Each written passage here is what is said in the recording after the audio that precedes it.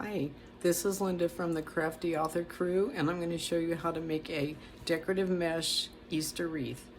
What you're going to need is a pair of scissors, a roll of decorative mesh, it's about 6 inches long I believe, and a measuring tape. And what I do is I measure my 11 inches. So each piece that I'm going to use is 11 inches, and I just roll the mesh out and cut it 11 inches and just keep going until the whole roll is gone. Okay, once you get all of your mesh cut, you're going to want to get some pipe cleaners. And also I need to make her correction. It wasn't 6 inches long, it's 6 inches wide. So gives you a lot more to work with. And with the pipe cleaners, I just kind of bend them in half and cut them. And then I will use them to tie the little, after we roll these up. And I will show you that right now.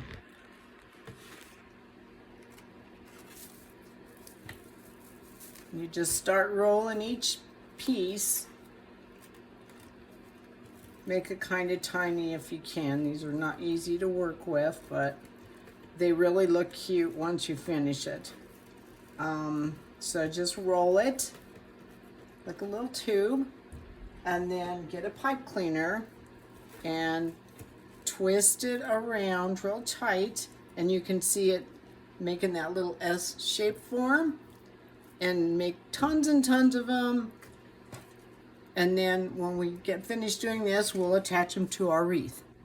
Okay, so once we have all our little rolls rolled and twisted, we're going to combine them to make two and tie those together so they turn out looking like this. Okay, once you get all of your little guys in there in groups of two, you want to start putting them on the wreath and just kind of fluffing them up to where they twist and turn and just kind of look like this. And you just work your way around the wreath any way you want. You can do them sideways, however you feel is great.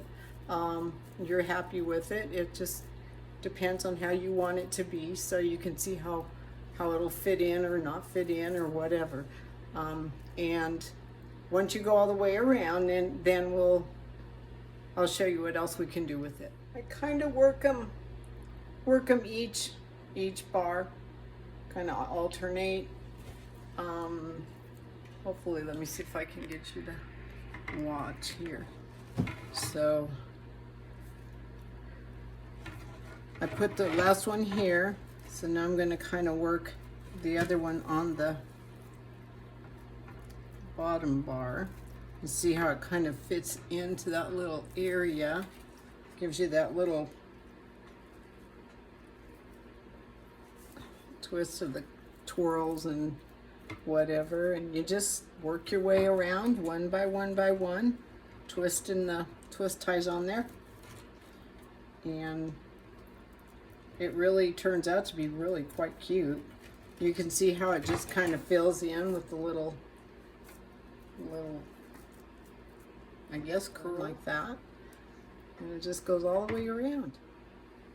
That's all we do. And then we can fill it in with bows, we can fill it in with little Easter eggs. You can use different colors. Okay, so I finished the wreath, and I put some little Easter eggs on here to show you kind of what it would look like with some decorations or whatever. So let me give you a look at what this can possibly do.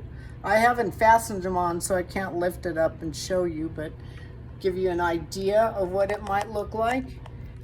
And here is what it looks like with some bows put on it.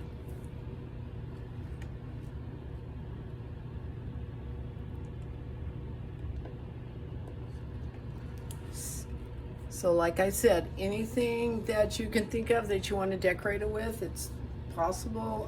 They really are very cute, and they last quite a while. So thank you for watching. Again, this is Linda with the Crafty crew, and I'll see you next week.